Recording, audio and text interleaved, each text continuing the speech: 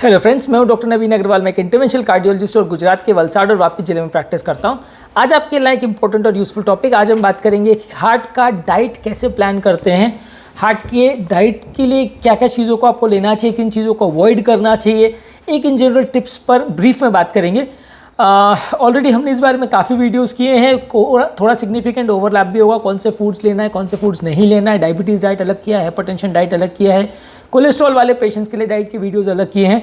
ये सब में आपको ओवरऑल जिस थोड़ा बहुत मिल जाता है। आज स्पेसिफिकली कार्डियक पेशेंट्स में जिनको नलियों का ब्लॉकेज है, क्या क्या डाइटरी टिप्स हैं, क्या क्या फूड स्टफ को उनको लेना चाहिए, किनको अवॉइड करना चाहिए, कैसा डाइट प्लान होना चाहिए, रेस्टोरेंट वगैरह में क्या ऑप्शंस है, लाइफस्टाइल के क्या चेंजेस होते हैं, उस बारे में थोड़ा सा इन जनरल डिस्कशन करेंगे। एक ब्रीफ ओवरव्यू या समरी पर बात करेंगे ताकि एक वीडियो में आपको एक बेसिक आइडिया मिल जाए कि क्या एक्सपेक्ट करते हैं डॉक्टर्स आपसे।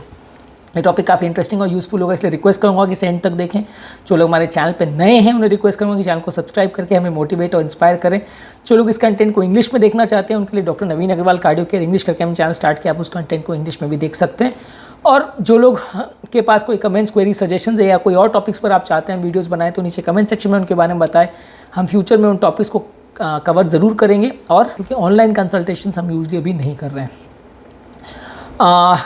सबसे पहले बात करेंगे कौन कौन से फूड स्टफ्स आपको लेने चाहिए। ज़्यादातर आपका फोकस वेजिटेबल्स पर होना चाहिए, होल ग्रेन्स पर होना चाहिए, ऑयली फिश या omega 3 fatty acid containing fish पे ज़्यादा होना चाहिए। शुगर और सॉल्ट बने जितना कम रखना है, यानी तेल, घी, शुगर, सॉल्ट कम रखना है। सॉल्ट का जहाँ तक सवाल है, वहाँ अगर किसी का ब्लड प्रेशर लो है या बेसलाइन ब्लड प्रेशर लो रह रहे तो उसके लिए सॉल्ट रिस्ट्रिक्शन नहीं है। नहीं तो कई मेरे पेशेंट ऐसे आते हैं जो सॉल्ट रिस्ट्रिक्शन बहुत ज़्यादा करते हैं, उनका बीपी फिर 90-80 हो जाता है और फिर उनको चक्कर आना चालू हो जाते हैं, परेशान हो जाते हैं। तो वैसा हम नहीं चाहते हैं। अगर आपका ब्लड प्रेशर 120-130 से ज़्यादा है तो आपको सॉल्ट रिस्ट्रिक्शन रखना है। 120 से नीचे है तो आपको बॉर्डर लाइन जितना लेते हैं उतना ले सकते हैं, और अगर 80-90 के आसपास है तो आपको ज़्यादा लेना है सॉल्ट। मेन सॉल्ट का प्रेशर जो पर इफेक्ट है, ब्लड प्रेशर पर और हार्ट फेलियर पर और फ्लूइड रिटेंशन के लिए थोड़ा ज़्यादा इफेक्ट है।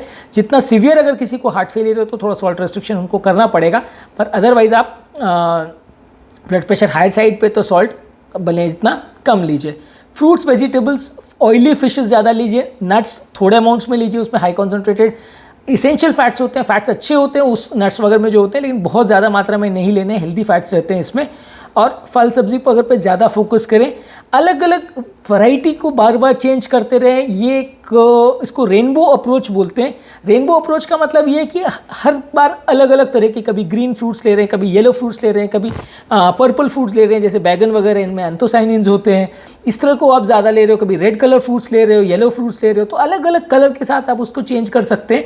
तो इसको rainbow approach of fruit vegetable selection बोलते हैं।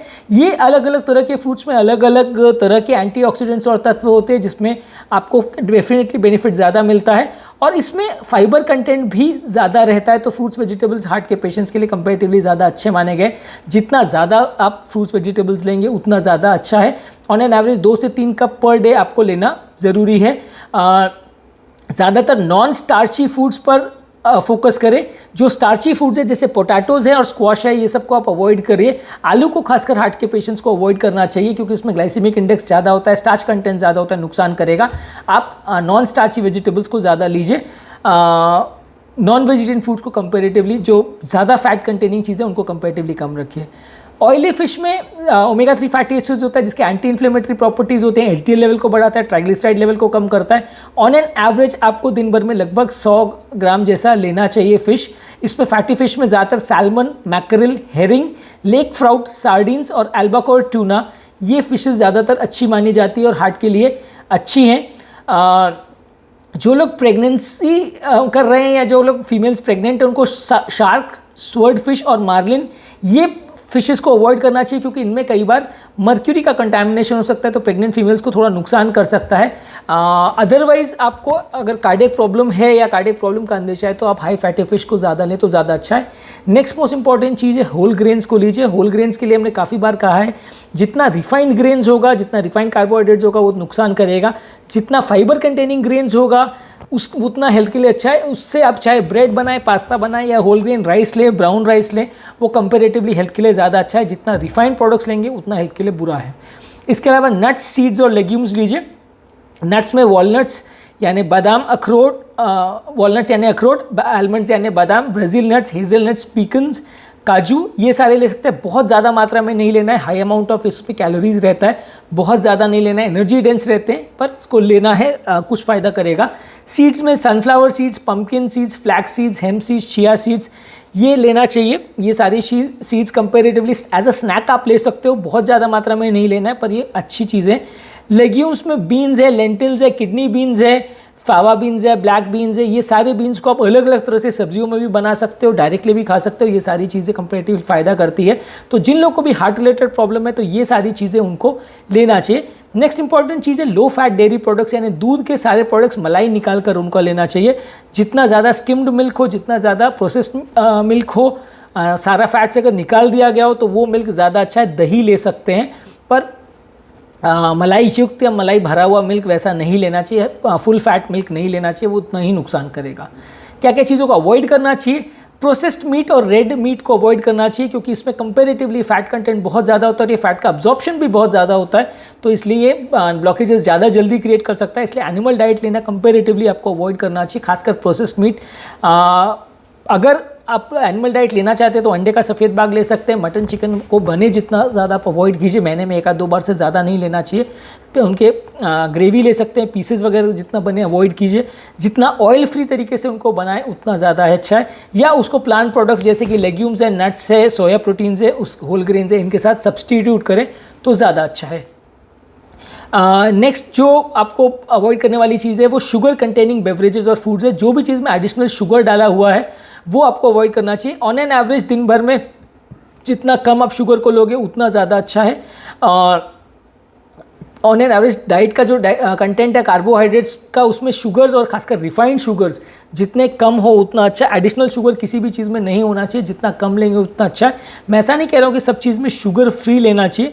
शुगर फ्री का एक एडिशनल टॉपिक हम अलग से अपने चैनल पे करेंगे, जिस पर बाद में डिस्कस करेंगे, पर डेफिनेटली जितना कम शुगर लें उतना अच्छा है। शुगर फ्री के भी कुछ अलग इश्यूज़ हैं, अलग से बात करेंगे। प्रोसेस फूड्स में जितना कम ले उतना अच्छा है, जितना ज़्यादा होल ग्रेन फूड्स लेंगे उतना ज़्यादा अच्छा है। प्रोसेस फूड्स में comparatively sugar, salt, trans fat, saturated fats ये सब ज़्यादा होता है। फ्रूट कलरिंग ज़्यादा होती है, एडिटिव मटेरियल ज़्यादा रहता है, तो इसको आप जितना कम ले उतना अच्छा है। रिफाइंड कार्बोहाइड्रेट्स बने जितना कम लीजिए। इसमें white bread, pasta, white rice, cakes, biscuits, pastries, breakfast में कुछ सीरियल्स, पिज़्ज़ा, स्वीट डेजर्ट्स और मैदा, ये सारी चीज़ों को आपको बिल्कुल अवॉइड करना है। जितना ज़्यादा आप इनको कम रखेंगे उतना हेल्थ के लिए अच्छा है। ये सारी ही चीज़ें आपके लिए नुकसान है। जितना रिफाइंड और प्रोसेस्ड फूड मटेरियल आप लेते हैं वो हेल्थ के लिए कंपेरेटिवली अच्छा बुरा माना जाता है। जितना नेचुरल या अनप्रोसेस्ड वे में उनको लेते हैं, जिसमें खासकर उनका जो फाइबर कंटेंट ज़्यादा रहता है, वो कंपेरेटिवली हेल्थ के लिए अच्छा है। नेक्स्ट इंपॉर्टेंट टिप है, अल्कोहल को अवॉइड करिए। अल्कोहल भले हार्ट की नलियों के ब्लॉकेजेस को नहीं बढ़ाता, लेकिन अल्कोहल कंपेरेटिवली हार्ट के लिए नुकसान करता है। अगर लिवर पर नुकसान करेगा तो कोलेस्ट्रॉल मेटाबॉलिज्म को भी इफेक्ट कर सकता है। जितना बने कम लीजिए। महीने में अगर बहुत ज़्यादा लेने की आदत है तो हफ्ते में 1 आध ड्रिंक ले सकते हैं, अदरवाइज महीना में 1 आध बार अगर रखे तो ज़्यादा अच्छा है। अगर बने अवॉइड करें तो ज़्यादा अच्छा है। कुछ लोग ऐसा पूछते हैं कि क्या कोलेस्ट्रॉल कम करने के लिए हम रेड वाइन लेना चालू कर दें या हम अल्कोहल पीना चालू कर दें, तो डेफिनेटली वो एडवाइजेबल नहीं है। ऐसी कोई भी स्टडी नहीं है जो ये शो करती है कि सिग्निफिकेंट बेनिफिट उससे होता है। ये है कि अगर आप लेने के आदी हैं तो रेड वाइन को स्विच ओवर कर सकते हैं, पर अगर नहीं लेते हैं तो बिल्कुल ना ले, चालू मत करिए, क्योंकि उसमें फ़ायदा कुछ नहीं होगा, 10 उल्टे तरह के नुकसान हो जाएंगे।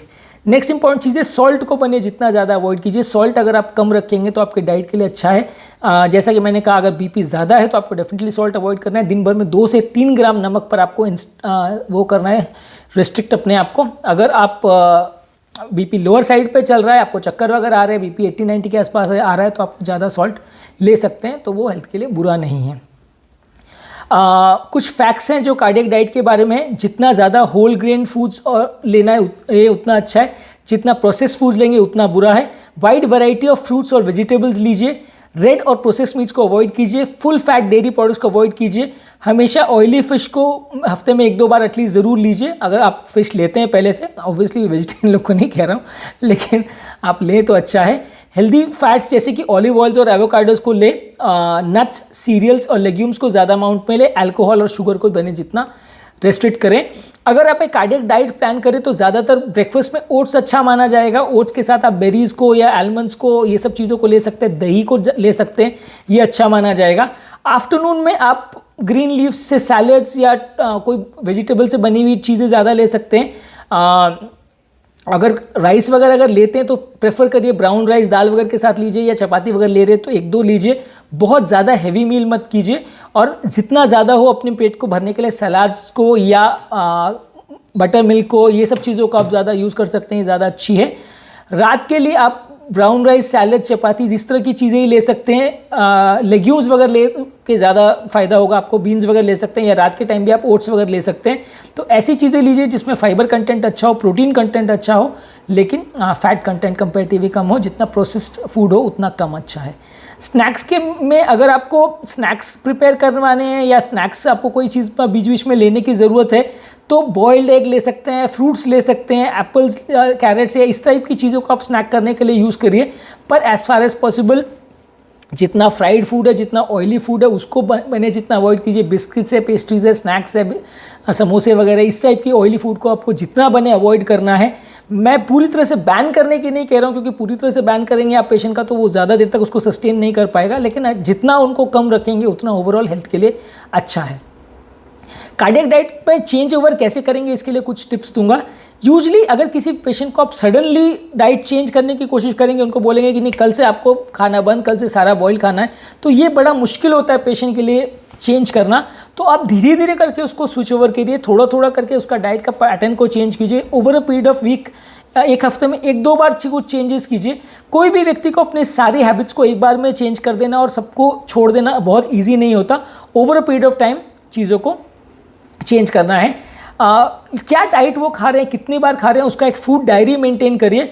और फैमिली वालों को भी उनके साथ डाइट में इन्वॉल्व होना पड़ेगा। अगर आप पेशेंट को एक अलग तरह का डाइट देंगे कि आपको यही खाना है क्योंकि आपको हार्ट अटैक आ गया और आपको अब सारी ज़िंदगी के लिए सारा तेल घी बंद रहेगा, जीरो ऑयल का जो मैंने उसके लिए भी एक सेपरेट वीडियो किया कि जीरो ऑयल का कॉन्सेप्ट जो है वो क्यों इतना फ्लॉड है। क्योंकि अगर आप एक पेशेंट को मजबूर करेंगे कि आपको बिल्कुल ऑयल फ्री खाना खाना है तो वो 10 दिन 15 दिन खा पाएगा, 1 महीना खा पाएगा, लेकिन हमारे इंडियन जो लोगों की हैबिट्स हैं डाइटरी, उसके साथ वो ज़्यादा उसको सस्टेन नहीं कर पाएगा।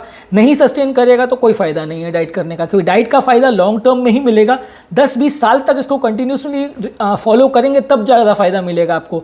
आप आज अगर डाइट को चेंज करोगे तो आप ये मत एक्सपेक्ट करिए कि 6 महीने अगर आपने डाइट लिया तो आपका सब ठीक हो जाएगा। कुछ लोग मुझे ऐसे भी बेवकूफ़ी वाली बातें करते हैं कि DIP डाइट लो 6 महीना और आपका सारे ब्लॉकेजेस चले जाएंगे। मैं उनको यही कहता हूँ कि आप मुझे एक भी केस दिखा दीजिए जिसमें पेशेंट को ये डाइट दिया और उसका ब्लॉकेज 80-90% था और वो खुल जाए, 50% भी हो जाए तो मैं मान लूँगा, मैं खुद अपने वीडियोज़ में बोलना चालू कर दूँगा कि आप ये डाइट लो, डेफिनेटली फ़ायदा होगा। आई गारंटी यू एक केस में भी नहीं होगा, हो ही नहीं सकता, पॉसिबल ही नहीं है। क्योंकि ये सारी चीज़ खाली फेक क्लेम्स होती हैं जो लोग कर देते हैं और बाकी लोग जो बिना अंधविश्वास के, बिना किसी चीज़ों को समझे बूझे उन्हें मान लेते हैं, वो बेवकूफ़ बन जाते हैं इन सब चीज़ों में। पर ऐसा कभी होता नहीं है, प्रैक्टिकली पॉसिबल नहीं है। डाइट को चेंज करने से जो भी चेंजेस आएंगे बहुत ग्रेजुअल होंगे, सालों सालों में आपका चेंजेस आएगा। ब्लॉकेज बढ़ना कुछ कम नहीं होगा, ब्लॉकेज कम नहीं हो जाएगा, बढ़ना कुछ हद तक कम होगा। Over a period of time आपको कुछ उससे बेनिफिट मिलेगा, लेकिन आपको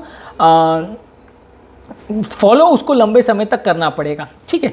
इसके अलावा अगर आप कई बार ये भी एक फॉलो कर सकते हैं कि अगर आपने पूरे महीने अच्छा डाइट मेंटेन किया तो एक चीट डे आप पेशेंट को दे सकते हैं। चीट डे का मतलब ये कि महीने में एक दिन आपने उसको अलाउ कर दिया, जिसे रिवॉर्ड डे या चीट डे बोलते हैं, कि इस दिन आपको जो खाना है आप खा सकते हो, बाहर भी जा सकते हो, जंक फूड भी खाना है तो खा सकते हो। ये एक बहुत बड़ा मोटिवेशन फैक्टर बनता है पेशेंट के लिए कि मैंने पूरा महीने फॉलो किया तो मुझे एक दिन अलाउ कर दिया कि जिसमें मैं अपने पसंद का खा सकता हूँ। उस दिन ऐसा मत करिए कि आप 50 तरह के डिश को खा लें, लेकिन उस दिन भी आप कुछ फ्रीडम लेके चीज़ों को खा सकते हैं तो कंपैरेटिवली आपके लिए अच्छा रहेगा। और दूसरा ये कि हमेशा पेशेंट को खाली बॉयल खाना ठूसने की कोशिश मत कीजिए, क्योंकि ज़्यादा दिन तक पेशेंट मेंटेन नहीं करेगा। कोशिश कीजिए कि वो रेगुलर मील में ही उसका ऑयल और कोलेस्ट्रॉल वाली चीज़ों को आप कट डाउन करें, तो वो ज़्यादा दिन तक उसको कंटिन्यू करेगा। हर्ब्स, स्पाइसेस, फ्लेवर्स लेके आप डाइट को ज़्यादा पैलेटेबल बनाएं। नहीं तो क्या होता है कि आप अननेसेसरी ज़बरदस्ती करके उनको एक पर्टिकुलर डाइट ठूसने की कोशिश करते हैं और इवेंचुअली पेशेंट सब चीज़ों को बंद कर देता है और आप उसको 6 महीने के बियॉन्ड वो कैसे भी करके कंटिन्यू नहीं करा सकते। क्योंकि ज़्यादातर पेशेंट, अगर पेशेंट बहुत ज़्यादा समझदार है, बहुत ज़्यादा एजुकेटेड है और सब कुछ मानने को तैयार है तो अलग बात है। अदरवाइज़ मैं आपको मेरे एक्सपीरियंस से बताता हूँ कि अगर आप बहुत ज़्यादा इन्फोर्स करने की पेशेंट को कोशिश करेंगे तो डिफ़ॉल्ट करने का चांस और ज़्यादा होंगे। ये वैसे ही है कि आप किसी को अगर जेल में अगर बांध के रखेंगे तो वो आपकी बात कभी नहीं सुनेगा, वो विद्रोह करने की कोशिश करेगा। आप उसको थोड़ी लिबर्टी देंगे, थोड़ा उसको कंफर्टेबल रखेंगे, एक तरह से जैसे कहते हैं कि जेल में रखने के बदले आप उसे नज़र बंद करेंगे तो वो ज़्यादा कंफर्टेबल रहेगा, वो आपकी बात सुनेगा, समझेगा और उस चीज़ को ज़्यादा उबे करेगा, उसके चांसेस अच्छे हैं। आप ज़बरदस्ती उसको जेल में बंद करके ऐसा नहीं रख सकते कि भाई तूने हार्ट अटैक आ गया तो तेरा ज़िंदगी का गुनाह हो गया, अब तुझे जेल में ही सड़ना पड़ेगा, वैसा नहीं कर सकते। वो लाइफ को पेशेंट ज़्यादा दिन तक नहीं झेल पाएगा, डिप्रेशन में चला जाएगा और मैल न्यूट्रिशन चालू हो जाएगा पेशेंट को। अगर आप रेस्टोरेंट जाते हैं तो आपके लिए ऑप्शन ये है कि कोई भी फैट फ्री या लेस ऑयल के ऑप्शंस आप चूज़ कर सकते हैं। अगर नॉन वेजिटेरियन फूड लेते हैं तो स्किनलेस पोल्ट्री ले सकते हैं, फिश ले सकते हैं, specially oily fish. Vegetarian options में ज़्यादातर हाई फैट और चीज़ वाली प्रोडक्ट्स को ओमिट कीजिए। पिज़्ज़ा वगैरह ये सब चीज़ों को कम्प्लीटली जितना कम रखें उतना अच्छा। आई थिंक महीने में एक आध बार भी अवॉइड ही करें तो ज़्यादा अच्छा है, क्योंकि ये बहुत हाई कैलोरी डेंस फूड्स रहते हैं। ऑन एन एवरेज पिज़्ज़ा की एक स्लाइस में लगभग 250 से 350 कैलोरीज होता है। एक 6 इंच का पिज़्ज़ा में 1200 से 13 कैलोरी होता है, जितना पूरे दिन का डाइटरी रिकमेंडेशन है। तो आप ये इस तरह के फूड प्रोडक्ट्स खाएंगे तो आपके जो डाइटिंग है वो पॉसिबल ही नहीं हो पाएगा। Over a period of time आपका कैलोरी बढ़ेगा ही, आपका वजन बढ़ेगा ही और हार्ट अटैक्स के चांसेस बढ़ेंगे। सैलड्स वगैरह पर ज़्यादा फोकस करें, खासकर एवोकाडो है, ऑलिव्स है, ऑलिव ऑयल की ड्रेसिंग वाले सैलड्स हैं, इनको ज़्यादा फोकस कीजिए। ज़्यादातर लेग्यूम्स या बीन्स पर ज़्यादा फोकस कीजिए। ब्राउन राइस वगैरह जैसे प्रोडक्ट्स का आप सिलेक्ट कर सकते हैं। तो रेस्टोरेंट में अल्कोहल वगैरह को ज़्यादातर पॉसिबल हो अवॉइड कीजिए। शुगर और ज़्यादा फैट वाले सॉसेज और ड्रेसिंग्स को अवॉइड कीजिए और जितना बने ब्लैंड फूड लें तो ज़्यादा अच्छा है। रेस्टोरेंट में बिल्कुल ना जाए ऐसा नहीं कहूँगा, पर जितना अपने आप को रेस्ट्रिक्ट करें उतना अच्छा। लाइफस्टाइल की एक्टिविटीज़ के लिए एडवाइस करूँगा कि रेगुलर बेसिस पे आपको डेली एक्सरसाइज करना है। जितना लंबे देर तक आप बैठे बैठे रहेंगे उतना आपकी हेल्थ के लिए अच्छा है। बीच बीच में चलते फिरते रहिए, एक्टिव रहिए, स्मोकिंग को बंद करिए, लाइफस्टाइल स्ट्रेस को बंद करिए, योगा मेडिटेशन वगैरह करिए। घर की एक्टिविटीज़ में खुद को एंगेज कीजिए। शॉपिंग वगैरह के लिए भी जा सकते हैं, कुकिंग के लिए भी प्लान कर सकते हैं। अपने आप को, दिमाग को एंगेज करने का कोशिश कीजिए ताकि आप बैठे बैठे पड़े पड़े डिप्रेस ना हो जाएं। और जो भी आप खाना खा रहे हो उसको बहुत माइंडफुली प्लान करके, कितना आप खाना खा रहे हो, कितने पोर्शन में खाना खा रहे हो, किस तरह से मील्स को डिवाइड कर रहे हो, थोड़ा प्लान वे में अगर आप मील को प्लान करोगे तो लॉन्ग टर्म अच्छा है। कार्डियक डाइट से मेरा कॉन्सेप्ट ये है कि आपको पेशेंट को एक डाइट के बंधन में बांध देना है, वैसा नहीं है। मेरा पर्पज़ ये है कि पेशेंट को एक तरह से आपको थोड़ा सा लिबर्टी देना पड़ेगा। आप उसको इम्पॉसिबल टास्क देंगे या ऐसी चीज़ों में आप उसको एंगेज करने की कोशिश करेंगे जो उसके लिए प्रैक्टिकली पॉसिबल नहीं है या ज़्यादा देर तक प्रैक्टिकली पॉसिबल नहीं है, तो वो कभी मेंटेन नहीं करेगा। इसीलिए मैं बहुत ज़्यादा बॉइल्ड फूड खाने वाले लोगों को या बहुत ज़्यादा ज़ीरो ऑयल डाइट जो प्रपोज करते हैं वैसी चीज़ों को मैं इनकरेज नहीं करता। मैं ज़्यादातर यही बोलता हूँ कि जो भी आप प्रिपेयर करो जितना कम ऑयली हो उतना चलेगा। बीच बीच में कभी कभार एक आध चीटिंग भी चलती है, वो भी आप थोड़ा सा अलाउ करिए। कम से कम आपका पेशेंट आपकी एक्टिविटी के साथ एंगेज रहेगा, उसको ये तो लगेगा कि हाँ मेरा भला हो रहा है इसलिए मेरे साथ किया जा रहा है ये चीज़। वो ऐसा नहीं सोचेगा कि मुझे अननेसेसरी टॉर्चर किया जा रहा है, क्योंकि टॉर्चर आदमी तभी झेलता है जब बहुत ज़्यादा डरता है, यानी हार्ट अटैक के पहले 4-6 महीना। उसके बाद जहां वो डर चला जाता है, जब वो पेशेंट की लाइफस्टाइल नॉर्मल हो जाती है, वो स्टेंट और वो सब टेंशन से निकल जाता है, एक बार डॉक्टर उसको टीएमटी करके क्लीन चिट देता है कि हाँ भी कोई दिक्कत नहीं है, तो वहाँ वो आपकी डाइट को बंद कर देगा। फिर आप उसको नहीं समझा पाओगे कि आपको ये फॉलो करने की ज़रूरत है या आपको लाइफस्टाइल मॉडिफिकेशन करना है। फिर आपको उसको समझाना बहुत मुश्किल होगा और उसका खामियाजा ये होगा कि वो सारे एडिक्शन और सारे दवा बंद करना और वो सब भी चालू कर देते हैं वो। तो आप एक फ़ायदा करने जाएंगे स्ट्रिक्ट डाइट करके और वहाँ 10 नुकसान हो जाएगा कि दवाओं से जिससे मैक्सिमम फ़ायदा होता है। देखिए ऑब्वियसली डाइट से बहुत ज़्यादा फ़ायदा नहीं होगा, ज़्यादातर जो भी फ़ायदा होगा वो मेडिसिन से होगा। सबसे जल्दी भी रिजल्ट मेडिसिन से दिखेगा, सबसे जल्दी कॉम्प्लिकेशन भी मेडिसिन बंद करने से ही दिखेगा। डाइट और ये सब की चीज़ें लंबे समय में इफेक्ट करती हैं, 10-20 साल तक इनको फॉलो करते हैं तो फ़ायदा मिलता है। मेडिसिन का तो गड़बड़ आप 10 दिन भी कर दोगे तो भी स्टेंट क्लॉट हो जाएगा। तो इसलिए आपको मेडिसिन और इस पर ज़्यादा फोकस करना है। डाइट सेकेंड प्रायोरिटी होना चाहिए, एक्सरसाइज सेकंड प्रायोरिटी होना चाहिए, डेफिनेटली फर्स्ट प्रायोरिटी आपका मेडिसिन होना चाहिए। और बाकी सारे पिलर्स जो हैं वो डेफिनेटली इंपॉर्टेंट ज़रूर है, उनको भी आप ओवरलुक नहीं कर सकते, लेकिन आपको ऐसा नहीं करना है कि बाकी एक पिलर को पकड़ के रखिए और उसके चक्कर में आपका पेशेंट मेडिसिन कोई बंद कर दे। तो जैसे मेरा एक टॉपिक है 6 पिलर्स ऑफ कार्डियक रिहैबिलिटेशन, उनको उसको भी देख लीजिएगा तो एक बेसिक कॉन्सेप्ट आपको आइडिया लग जाएगा कि मैं क्या बात करना चाह रहा हूँ। मेरे चैनल का बेसिक पर्पज़ ये कि हार्ट और हेल्थ से रिलेटेड साइंटिफिकली करेक्ट इन्फॉर्मेशन हम आपके लाते हैं ताकि आप आपके पेशेंट की लाइफ को बेटर बना सके, आप उसको बीमारी को उसकी समझ सके, क्या डिसीजन लेने हैं उसको आप समझ सके, उसकी बीमारी को बेटर रूप से मैनेज कर सके, डॉक्टर के साथ बेटर तरह से डिस्कस कर सके, चीट और फ्रॉड के चक्कर में ना पड़े। यदि आपको हमारे चैनल का कॉन्सेप्ट अच्छा लगता है तो चैनल को लाइक कीजिए, चैनल को सब्सक्राइब कीजिए। यदि आपको ये कंटेंट लगता है कि फ्रेंड्स और रिलेटिव्स के लिए यूजफुल है तो लिंक उनके साथ शेयर कीजिए। और यदि आपकी कोई कमेंट्स, क्वेरीज, सजेशंस है या आपके हेल्थ रिलेटेड कोई क्वेरीज है तो नीचे कमेंट सेक्शन में उनके बारे में बताइए। हम as of now online consultations नहीं कर रहे हैं, पर अगर आपकी कोई कमेंट्स, क्वेरीज है तो हम उन्हें सॉर्ट आउट करने का प्रयास जरूर करेंगे। अंत में मैं डॉक्टर नवीन अग्रवाल तहे दिल से आपका शुक्रिया अदा करूँगा कि आपने इस टॉपिक को एंड तक देखा और डेफिनेटली कार्डियक डाइट से संबंधित आपको कुछ जानकारी जरूर मिली होगी।